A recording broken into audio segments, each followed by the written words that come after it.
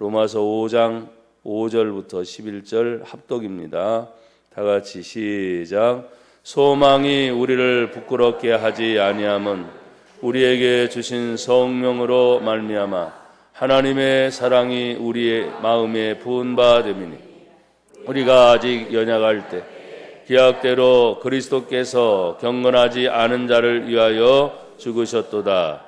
의인을 위하여 죽는 자가 쉽지 않고 선인을 위하여 용감히 죽는 자가 혹 있거니와 우리가 아직 죄인 되었을 때 그리스도께서 우리를 위하여 죽으심으로 하나님께서 우리에 대한 자기의 사랑을 확증하셨느니라. 그러면 이제 우리가 그의 피로 말미암아 의롭다 하심을 받았으니 더욱 그로 말미암아 진노하심에서 구원을 받을 것이니 곧 우리가 원수 되었을 때 그의 아들의 죽으심으로 말미암아 하나님과 화목하게 되었은즉 화목하게 된 자로서는 더욱 그의 살아나심으로 말미암아 구원을 받을 것이니라. 그뿐 아니라 이제 우리로 화목하게 하신 우리 주 예수 그리스도로 말미암아 하나님 안에서 또한 즐거워하느니라. 아멘. 한번 따라하시죠. 자랑스러운 소망. 아멘. 일반 사회에서는 희망이라는 말과 소망이라는 말을 비슷하게 얘기를 합니다. 그래서 희망과 소망의 목표에 대한 것을 보게 되면 우리가 원하는 어떤 바람을 향해서 그 바람의 소원이 이루어지기를 원하는 마음이 희망이다. 여러분 희망이 있습니까? 네. 여러분의 앞날에 뭔가를 자꾸 바라는 마음. 그런데 그 바라는 마음이 지금보다는 더 나빠질 것이다 이렇게 생각하는 것은 희망이 아니에요. 지금 여러분이 힘들고 어렵지만 지금보다는 더 나아질 것이다. 네. 이게 희망입니다. 근데 굳이 우리 성경에서는 희망이라는 단어보다는 소망이라는 단어를 많이 쓰는 이유가 있습니다. 그래서 희망을 가만히 살펴보면 사람이 자기가 원하잖아요. 자기가 원하는 그 원하는 바를 이루어졌을 때, 자 만약에 부자가 되기를 원하는 사람이 있었어요. 그리고 마침내 부자가 되었습니다. 그 원하는 주체가 사람이 사람. 내가 그렇게 되기를 원했고 내가 그 자리에 가 있게 됐을 때 사람은 야 내가 희망을 이루었다 하면서 모든 것이 인간 주체, 인간 중심의 말이 바로 희망이다. 이렇게 재해석을 해야 될 필요가 있고, 소망은 뭐냐? 소망은 분명히 우리가 바라는 것은 있지만 소망이라고 하는 것이 그 이루는 모든 주체가 하나님께서 우리에게 주시는 것이다. 왜냐하면 인간의 생사화복을 주관하신 분이 하나님이신 줄 우리는 믿습니다. 또 심지어 흥망성쇠까지 주관하시는 절대 주권의 하나님이 우리가 믿는 하나님임을 믿습니다. 그래서 희망의 주체는 사람이라고 한다면 소망의 주체는 누구라고요? 하나님이시다. 그래서 인간이 하나님께 대한 소망을 갖는다 하는 말은 내가 그것을 위해서 뛰어가고 어떤 때는 달려가고 어떤 때는 가다가 도중에 포기하고 싶어도 또 일어날 수 있는 힘을 주셔서 그것을 마침내 이루도록 우리를 인도하시는 분이 누구다? 하나님이시다. 여러분 성경을 한번 찾아볼까요? 시편 71편을 한번 찾아보세요. 제가 좀 이따도 하겠지만 시편 71편 한번 찾아보세요. 그리고 같이 한번 읽어보시기 바랍니다. 시편 71편 찾으셨어요? 5절입니다.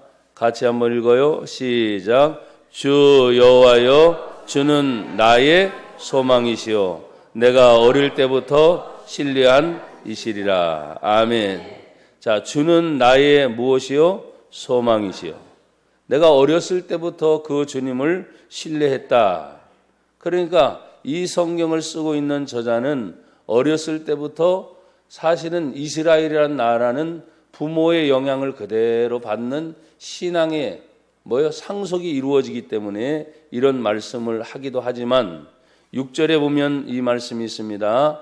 내가 모태에서부터 주를 의지하였으며 나의 어머니의 배에서부터 주께서 나를 택하셨사오니 나는 항상 주를 찬송하오리이다. 그래서 소망이라는 것이 내가 아이의 어머니 뱃속에 있을 때부터 하나님이 택하셔서 나로 하여금 하나님의 백성으로 살아갈 수 있도록 가는 모든 여정, 그 사람이 무엇이 되기를 원하는 것도 있겠죠. 그런데 그 뜻을 이루시는 분이 하나님이라는 것을 우리에게 말씀을 해주고 있는 것입니다.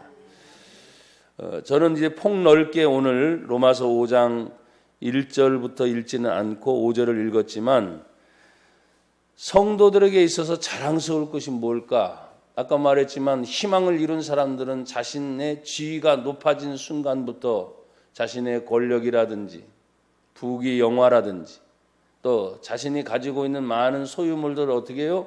자랑스럽게 자꾸 얘기하는 거죠. 그래서 어떤 때는 가족이 많이 모였어요. 가족이 많이 모인 가운데 다 동일하진 않잖아요. 그러다 보니까 형제지간에도 어떤 사람은 잘 살고 어떤 사람은 죄송해요. 못 산다는 표현이 참 그렇지만 못 살아요. 그러다 보면 대화를 나누다 보면 괜히 가족 같은 식구고 같은 형제인데도 기분이 상해요. 여러분 안 그래요? 자존심이 상해요. 똑같은 수준에 똑같이 가 있을 수는 없으니까. 또 어떤 사람들은 물론 가족이니까 아파트를 샀는데 우리 성도들은 지금 아파트에 있는 분들이 거의 없지만 대다수는 지금 아파트 문화니까 아파트를 샀는데 40평, 50평짜리를 샀다는 거야. 그런데 내가 살고 있는 것은 뭐예요? 20평밖에 안 되는 거예요. 또 심지어는 죄송하지만 그 이하에도 살고 있는 사람들이 있으니까 어떻게 돼요? 축하는 솔직히 해주지만 속으로 쓰려야 안 쓰려요? 여러분 표정 보니까 벌써 쓰려. 안 그런 척, 안 그런 척 하지만 같은 가족이라도 그래요. 사실은 우리가 무엇을 자랑스럽게 얘기할 수 있다 하는 그런 위치에 올라간다는 것은 사실 뭘 자랑할까? 여러분 자랑할 게 솔직히 뭐가 있어요? 대부분 지금 제가 말한 것들, 뭐 집을 가졌다, 자동차를 소유했다, 뭐 남편이 좋은 직장 가서 승진했다, 자식이 뭐 또 잘 됐다. 대부분이 이런 얘기지. 신앙인들도 어떤 희망을 얘기해 보라면 다 거의 비슷한 거예요. 그러나 저는 오늘 그거보다는 본질적인 것을 말하고 싶은 거예요. 본질적인 거. 정말 나와 여러분이 예수를 믿어서 하나님의 자녀가 됐습니까? 구원 받았습니까? 죄사함 받았습니까? 하나님의 백성으로 내가 살 때 이 땅에서 그렇게 많은 사람들이 자랑스럽게 말하는 그런 것이 소유가 되지 않았다 할지라도 여러분 우리 안에 예수님이 어디 계시다고 늘 배웠어요? 내 안에 계시다.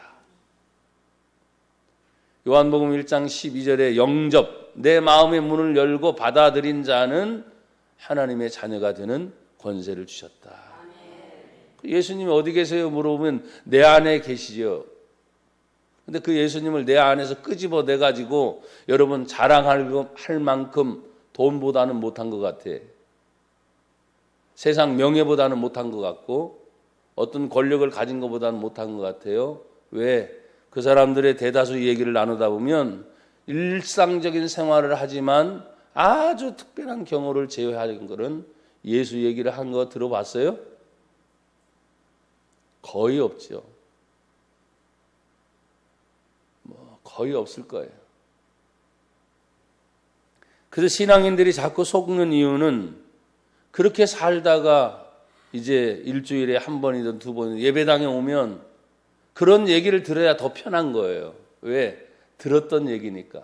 그런데 교회 오면 전혀 정반대되는 얘기를 하니까 내 속에서 자꾸 거슬리는 거예요. 그렇지만 여러분들은 세상 것을 죄송하지만 버려야 돼요. 이 세상에 있는 동안에 혹시라도 여러분의 것이라고 착각하고 사는 사람이 많아요.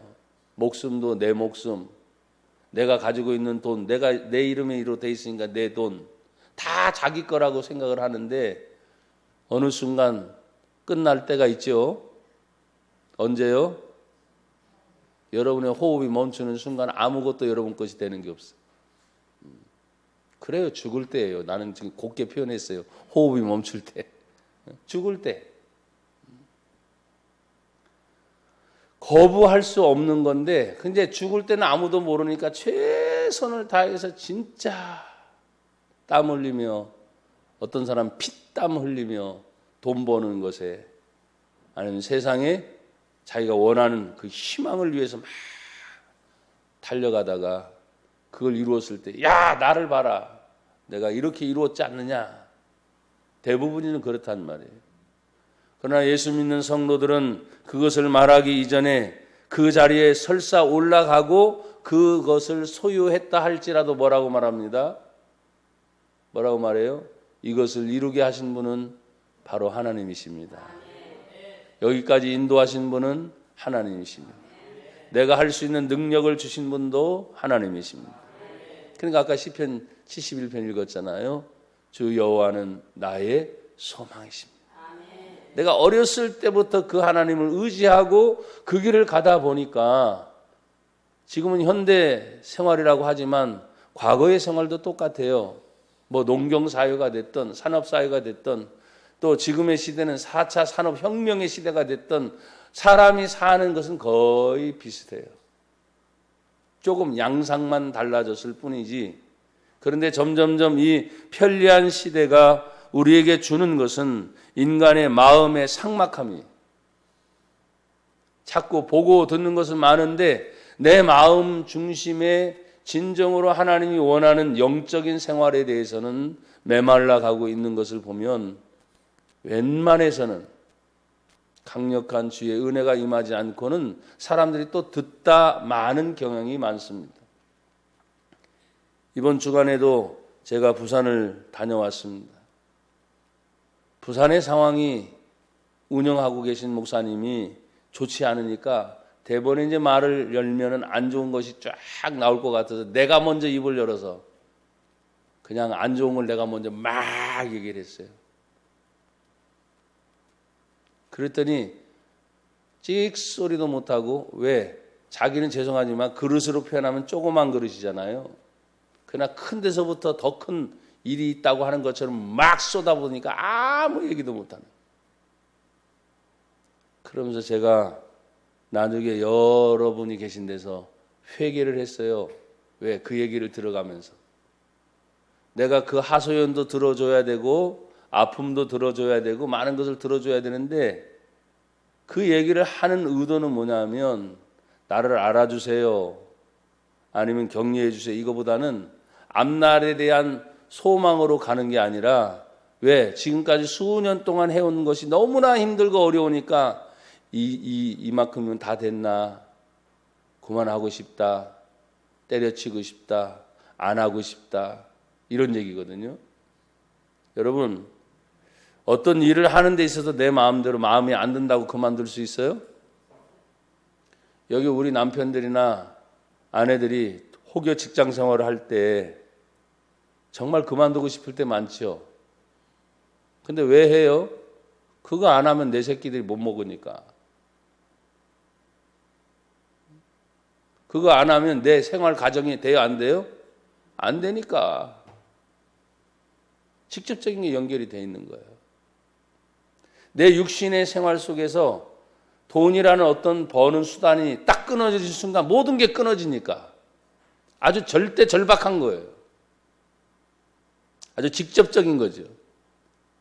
근데 우리는 신앙은 좀 느슨해져요. 왜? 별로 확 와닿지 않거든요. 하나님, 믿음, 기도, 예배.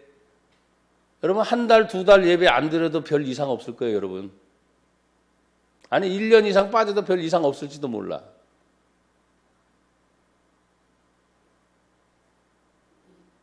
그래서 다음 주부터 많이 빠질 것 같은데.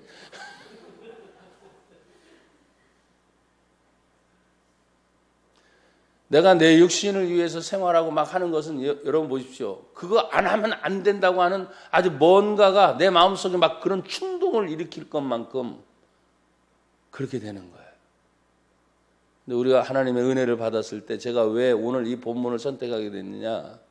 이번 한 주간 동안은 계속 이런 마음을 주신 거예요.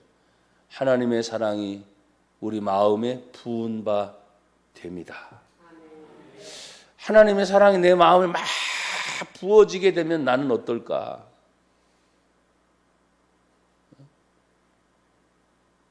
여러분 오는 태풍 아시잖아요. 오는 태풍. 피할 길이 없잖아요. 그렇죠? 그 가는 길목에 서 있는 도시들, 마을들은 그 태풍의 강도가 어떠냐에 따라서 아주 강력한 피해를 입습니다. 그냥 비껴 가는데도 말이죠. 그렇죠?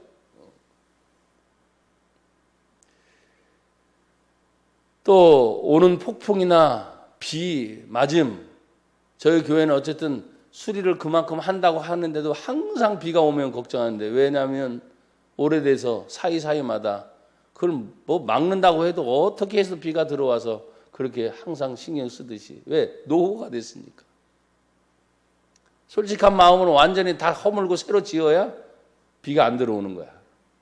근데 그럴 수도 없고 그냥 거기 근근히 고치면서 리모델링 하면서 그냥 가는데, 이걸 내가 왜 여러분한테 그런 말 드립니까? 우리 육신의 상태가, 내가 하나님의 말씀을 들을 때마다 그 말씀은 분명히 영이라는 걸 여러분 알잖아요. 우리가 하나님을 상대를 할 때 육신적으로 하나님을 상대하는 것이 아니라 그분이 영이라는 걸 알잖아요. 근데 내가 육신을 가지고 세상을 대하고, 내가 육신을 가지고 사람을 대하고, 내가 육신을 가지고 직장 생활하는 것보다도 더 하나님을 대하는 영적인 것이 너무 미미하다. 그러면서 예배 한 번 드려서 예배 한 번 드리고 뭐 은혜를 받는다. 그러면 저도 좋겠어요. 아까 왜 여러분은 직장 생활 얘기했냐? 쉬기 싫어도 한 달 내내 한 달 월급이 나오는 거예요. 어떤 때는 피곤해 지쳐도 어떻게 나갈 수 없는 상황에도 갈 수밖에 없는 거예요. 뭐 합법적으로 쉬는 날도 있긴 하지만 계속 그렇게 빵꾸 내면 어떻게 합니까? 잘리죠.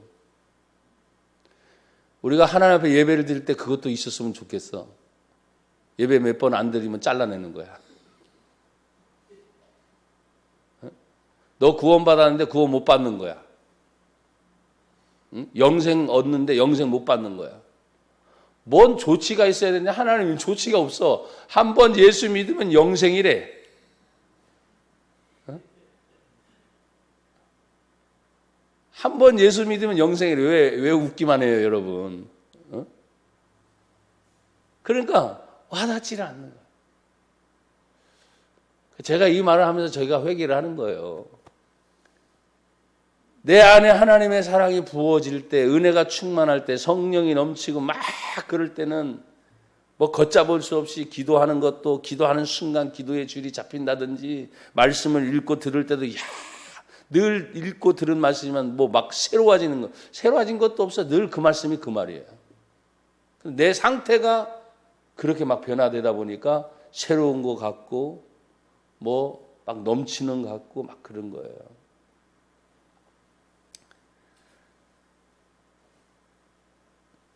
여러분, 우리가 제가 이 첫 서두에 이런 말씀을 드리면서 여러분에게 주보에 나와 있는 것처럼 성도의 자랑스러운 소망은 어떻게 생기는가 이렇게 얘기했을 때 성경 구절은 그 앞에 부분에 나와 있어요. 5장 2절에 보면 또한 그로 말미암아 우리가 믿음으로 서 있는 이 은혜에 들어감을 얻었으며 하나님의 영광을 바라고 즐거워하느니라. 다만 이뿐 아니라, 여러분, 하나님의 영광을 바라보고 즐거워하는 것이 그냥 소망이라고 말할 수 있다면 그 소망을 이루기 위해서는 계속 달려갑니다. 그런데 뭐가 있어요? 환난이 있어요. 환난은 이미 여러분에게 설명했습니다. 환난은 내가 근심이 없어지고 싶은데 계속 근심이 있어요. 계속 생기는 거예요. 근데 이 근심 플러스 갑자기 재난과 재앙, 전혀 원치도 않은 일들이 자꾸 우리들 주변에 생기는 거예요. 그런데 그 환난을 맞는 사람들의 자세가 뭐냐? 환난 중에도 뭐요? 즐거움이 있다는 거예요. 즐거움. 참 어려운 말입니다, 솔직히. 여러분들은 믿음으로 아멘을 했지만 어떻게 근심 중에 즐거워할 수 있습니까? 재난이 찾아오는데 어떻게 갑자기 즐거워할 수 있습니까? 즐거워할 수 없죠. 그런데 여기 분명히 즐거워한다는 거예요. 왜? 한 단계 한 단계를 통해서 나아갑니다. 환난, 근심, 염려, 걱정이 많아지고 재난이 찾아오게 될 때 그것을 참으면서 또 즐거워하면서 기다리고 또 기다리고 받는 훈련이 있어요. 그게 뭐예요? 인내. 기다리는 거, 오래 참는 거. 마치 여기 우리 아이들도 같이 드리고 자녀들도 같이 지금 예배를 드리니까 우리 부모님들이 오래 참는 인내가 없다면 부모와 자식 간의 관계는 이미 끝났을 거예요. 그렇죠?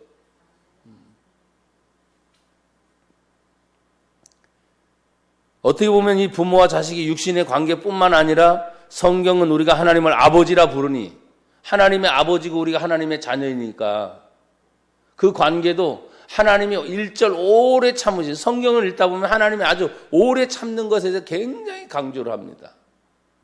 오래 참지 않았다면 우리도 하나님과의 관계가 어떻게 돼요? 이미 벌써 끝나는 거지. 그 인내 속에서 뭘 배웁니까? 여기 연단이라는 것을 통해 계속해서, 여러분 한 번으로 끝난 게 아니에요. 또다시 기다리고 있는 연단이 있어요. 연단은 훈련과 같은 겁니다. 일이 끝난 줄 아는데 또 다른 일이 기다리고 있어요. 작은 일이 끝났으면 또 큰 일이 기다리는 거예요. 그 큰 일을 해결했더니 또 더 어려운 일이 생길 수도 있고. 그런 일을 계속 반복하면서 성경은 소망이 뭐냐? 따라하십시다. 열매다. 소망이 뭐다? 열매다. 왜? 이런 모든 일을 겪고 가고 있는 사람이 지금 말해요. 5장 2절에 그로 말미암아, 그분이 누굽니까? 주 예수 그리스도로 말미암아 우리가 믿음으로 서 있는 이 은혜에 들어감을 얻었으며 하나님의 영광을 바라보고, 그게 소망이잖아요. 그 하나님의 영광을 바라보고 즐거워하면서 나는 가고 싶어요. 웃으면서 가고 싶어요. 울며 가기를 원하는 사람이 누가 있습니까? 힘있게 가고 싶어요. 넉넉하게 가고 싶어요. 그런데 갑자기 뭐예요? 지금 환난, 인내, 연단, 다 어려운 단어들이에요. 이 모든 것을 다 겪고 났더니 마침내 뭐래요? 연단은 소망을 이루는 줄 알미라.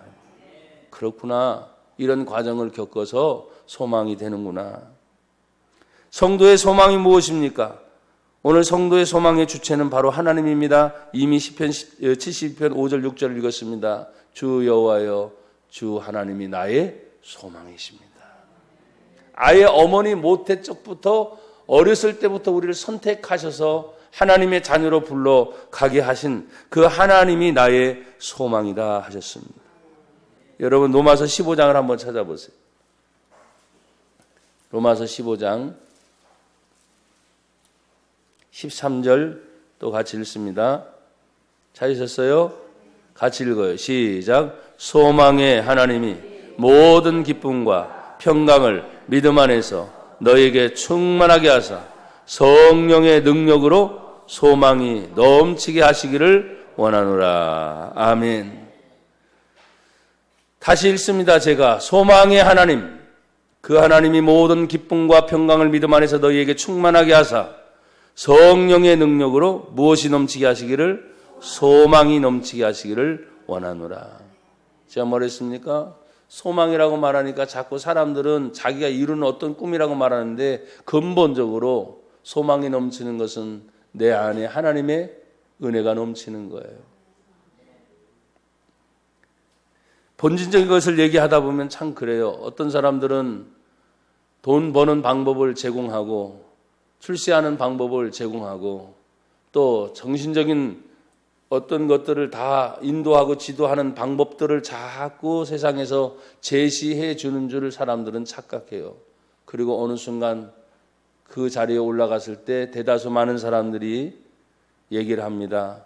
이런 과정을 겪어서 이렇게 올라왔을 때 그런 사람들이 또 다른 사람들을 자꾸 인도해 갈 때 사실은 겉으로 드러난 우리 육신의 세계를 얘기를 많이 하죠.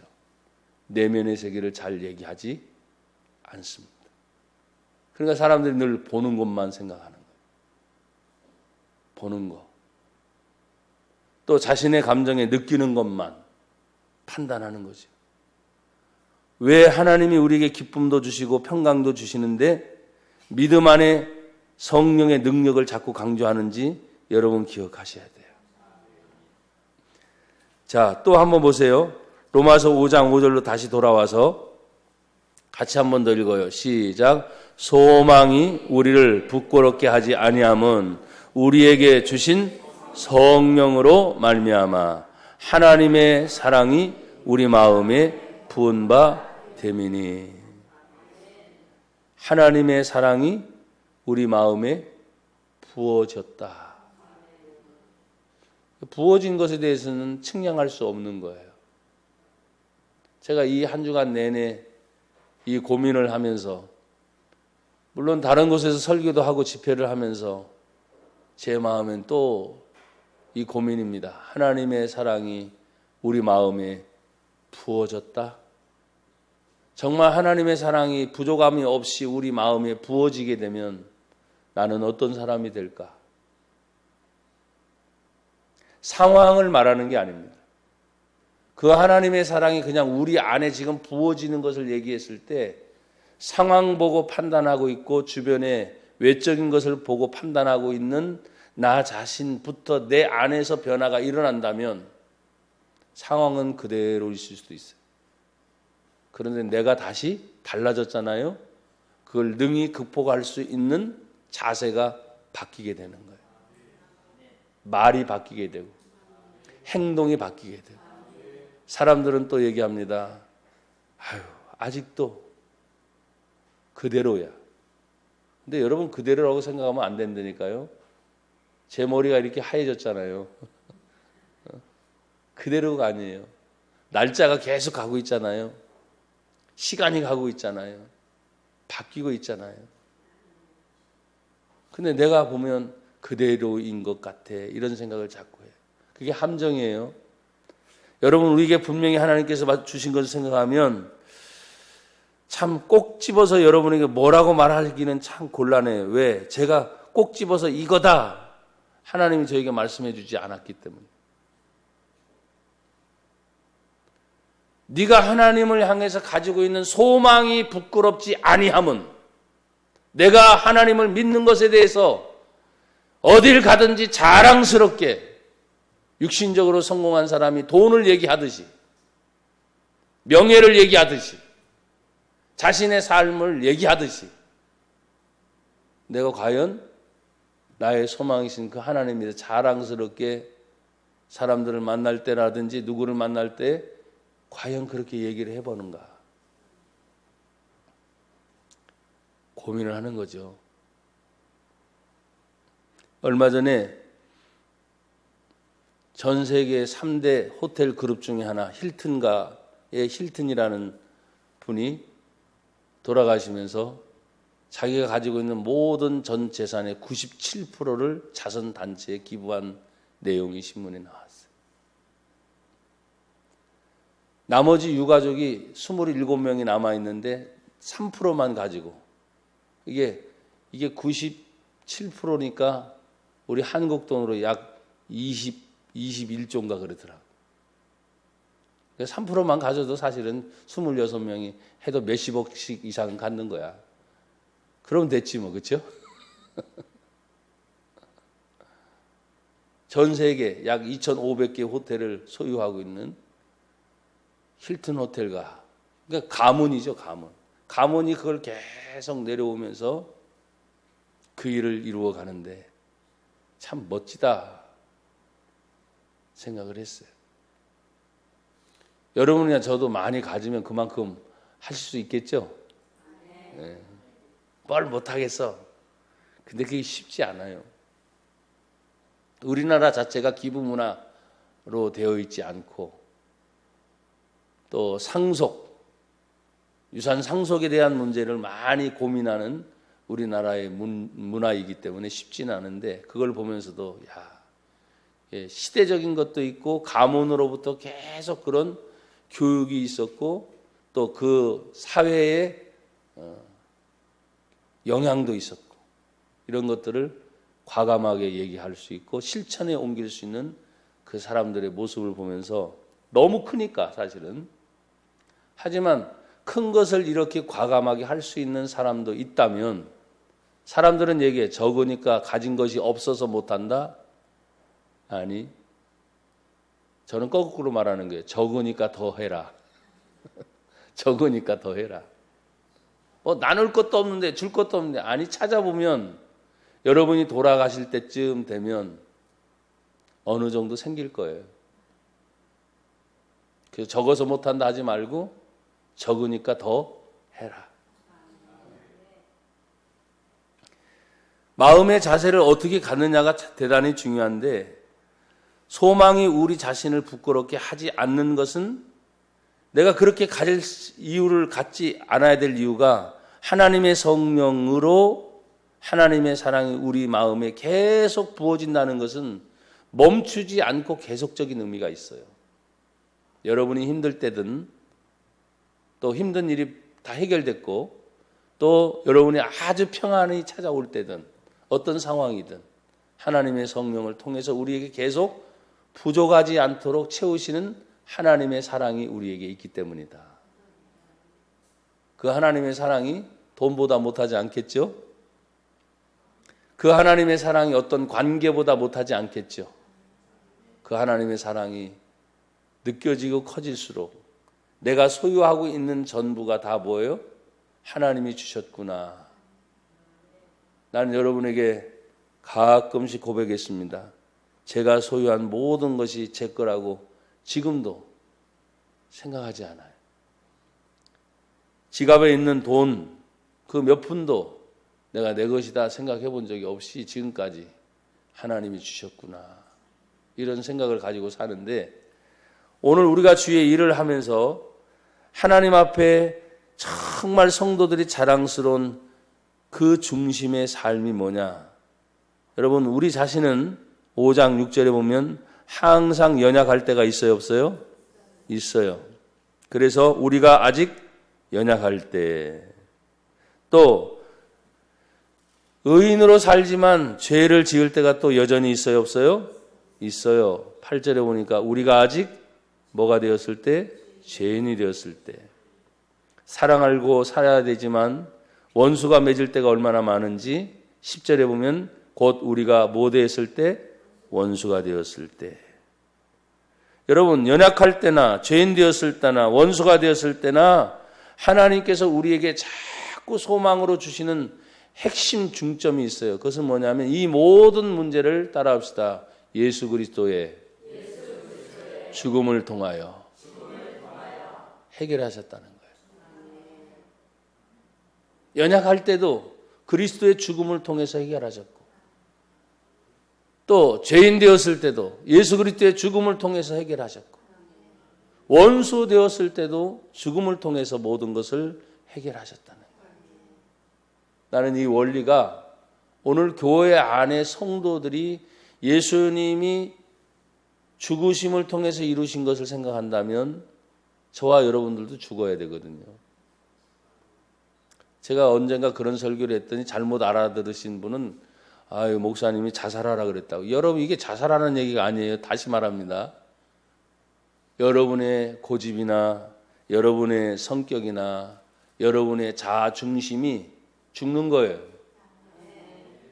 예수님 말씀합니다. 아무든지 나를 따라오려거든 먼저 자기 자신을 부인하고 나를 따라오라 말씀한 것처럼 온 인류의 죄, 연약하거나 죄인 되었을 때나 원수 되었을 때 그 자신이 그리스도께서 경건치 않은 자를 위해 죽으신 것처럼 또 원수 되었을 때도 여전히 말합니다. 그 아들의 죽으심으로 말미암아 하나님과 화목하게 한 것처럼 죄인 되었을 때도 말합니다. 우리를 위해 그리스도께서 죽으심으로 우리에 대한 자기의 사랑을 확증하셨다. 그건 뭐예요? 사랑을 보여주려면 죽기까지 희생하라 이거예요. 죽기까지 희생하라. 쉽지 않죠? 그게 복음이에요. 사람들은 늘 엎혀서 가려고 그래요. 그 엎혀서 감이 뭡니까? 예수님이 나를 위해 십자가에 대신 죽어주셨으니까 그 예수님의 이름으로 가면 다 해결돼야 안 돼요. 해결됩니다. 근데 중요한 것은 그 예수님의 사랑을 실천하는 나는 예수님의 이름에 그냥 엎혀서 가려고 하는 것뿐이지, 막상 예수님처럼 당신이 죽어야 되고 희생해야 되고 헌신해야 될 그 자리에는 가기를 꺼린다는 거예요. 그게 이제 오늘날 성도들의 문제점. 그래서 우리는 예수님이 십자가에 죽어주신 그 길을 가니까 예수님의 이름이 대신 가는 것이 아니라 이제는 예수님의 이름으로 내가 죽으러 가는 겁니다. 예수님의 이름으로 내가 희생하러 가는 겁니다. 예수님의 이름으로 내가 남들이 꺼리는 그 문제가 분명히 있지만 그 자리에 주의 이름으로 내가 들어가는 겁니다. 그래서 해결하신 거예요. 여러분, 우리가 지금 연약하다 그랬어요. 거꾸로 이제는 구원받은 성도가 되었으니까 예수님이 연약한 자를 보았듯이 우리가 연약한 자가 보여야 됩니다. 그렇죠? 죄인이었던 우리가 해결받았으니까 이제는 죄인인 사람이 보여야 됩니다. 사랑이라는 걸 배워서 하나님의 사랑을 입었으니까 원수가 아니잖아요. 근데 원수가 보여야 됩니다. 그럼 어떻게 했어요? 예수님이 대신 죽은 것처럼 우리가 그렇게 해야 되는 겁니다. 그래서 우리 교회는 믿음을 강조하고 때로는 어떤 때는 행함을 많이 강조하다 보니까 힘든다 그래요. 힘들다. 여러분, 믿음이 있으면 행하는 거 아닙니까? 어떻게 행하지 않고서 믿음이 있다는 것이 증명이 됩니까? 작든 크든 그 사람의 믿음은 행함에서 판단이 됩니다. 오늘 예수님의 죽음이 약속대로 죽으셨고 그 죽음이 사랑을 확증하셨고 그 죽음이 화목을 만들어낸 결과물을 계속 가져온 것처럼 나와 여러분들을 통해서도 이 성도의 자랑스러운 소망을 얘기할 때 핵심 포인트예요. 내가 죽어야 내 가정이 사는구나. 내가 죽어야 우리 교회가 사는구나. 내가 죽어야 내 직장과 내 주변의 사람이 사는구나. 죽는다는 건 그냥 포기가 아니에요. 여러분, 미련 없이 또 뭐 어떻게 하라는 거 아닙니다. 여기 있잖아요. 연약할 때 약속대로 죽으신 거. 죽으심을 통해 사랑이 확증이 된 거. 그렇잖아요? 죽고 난 다음에 싸움판 벌어지는 게 아니고 여기 뭐예요? 화목하게 된 거. 결과가 다 나와 있는 거예요. 내가 죽는데 자기 마음대로 죽는 게 아니야. 하나님의 약속의 말씀이 있으니까 기약, 약속을 따라서 내가 희생될 때 하나님이 역사하시는 거죠. 사랑이 확증이 돼야 하나님이 역사하시는 거예요. 아, 죽으라고 했는데 죽었어요. 그런데 자꾸 싸움판 벌이고 막 이상하게 더 어지러워서 그건 제대로 죽은 게 아니야. 자기를 보여주기 위한 죽음이지. 제대로 죽으면 화목하게 된다 이거예요. 화목하게 된다. 그 마지막의 결과가 무엇입니까? 오늘 5장 마지막에 보면 이렇게 말씀하셨어요. 11절 같이 읽어봐요. 시작. 그뿐 아니라 이제 우리로 화목하게 하신 우리 주 예수 그리스도로 말미암아 하나님 안에서 또한 즐거워하느니라. 예수 그리스도를 통해서 뭐요? 즐거움이 회복이 되는 거예요. 그러니까 여러분 이해가 되잖아요. 5장 2절에 보면 그로 말미암아 우리가 믿음으로 서 있는 이 은혜에 들어감을 얻었으며 하나님의 영광을 바라보고 즐거워한다. 그 바라보고 즐거워함이 결국은 예수님 안에서 화목하게 된 그 은혜를 하나님 안에 즐거워하게 된다. 그리고 또 하나가 더 있습니다. 여기 성경에 보십시오. 이제 10절입니다. 또 같이 읽죠. 시작. 곧 우리가 원수 되었을 때 그의 아들의 죽으심으로 말미암아 하나님과 화목하게 되었은즉 화목하게 된 자로서는 더욱 그의 살아나심으로 말미암아 구원을 받을 것이니라. 아멘. 그냥 죽는 게 아니에요. 죽음 뒤에는 뭐가 기다립니까? 다시 살아나심을 통해서. 예수님은 온 일을 위해서 십자가에 죽으셨습니다. 그러면 미완성 구원이에요. 근데 완전한 구원을 이루시고 다시 3일 만에 살아나시는 거예요. 부활하심으로 말미암아, 다시 살아나심으로 말미암아 뭘 누려요? 구원 받는 것이다 그랬어요. 그래서 우리는 죽음만 얘기하지 않습니다. 항상 죽는 이유는 지금 연약한 거 해결하고 죄인 된 거 해결하고 원수 된 것을 해결함이 죽음이었으나 그분이 다시 살아남으로 말미암아 구원을 얻게 되는 것이 최종적인 열매입니다. 사랑하는 여러분, 묻습니다. 예수님 때문에 구원 받았습니까? 구원받은 성도라면 우리가 이 땅에서 많은 희망을 걸고 사는 사람들은 많지만 우리는 거꾸로 소망이신 하나님을 바라보면서 그 하나님 안에서 승리하는 저와 여러분이 되기를 축복합니다. 하나님 아버지 감사합니다. 환난 중에도 즐거워하고 인내를 통해 연단을 배우며 그 연단의 마지막 소망이 우리에게 즐거움을 주고 구원을 주는 하나님의 은혜임을 알게 됩니다.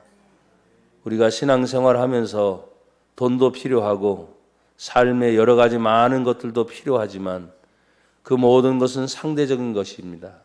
주님, 우리에게 절대적인 예수 그리스도를 통한 구원의 은총이 날마다 주의 소망이 되어서 자랑스럽게 하나님의 나라를 말할 수 있도록 역사하여 주옵소서.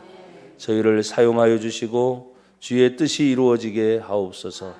예수님 이름으로 감사하며 기도 올립니다. 아멘.